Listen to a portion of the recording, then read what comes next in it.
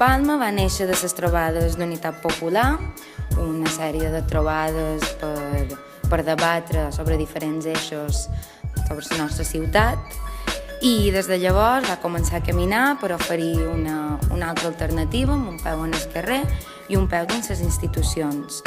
Nosaltres, com a CUP Palma, ens identifiquem amb el municipalisme popular i estem al costat d'altres candidatures municipals, anant de la mà també de col·lectius locals i d'organitzacions polítiques de l'esquerra independentista. amb l'objectiu final que sigui el poble qui se governi a si mateix. I és d'aquí on, per què? I per qui feim i hem de fer feina. Creiem que el poder popular és el motor de la nostra lluita i la nostra lluita és en els carrers.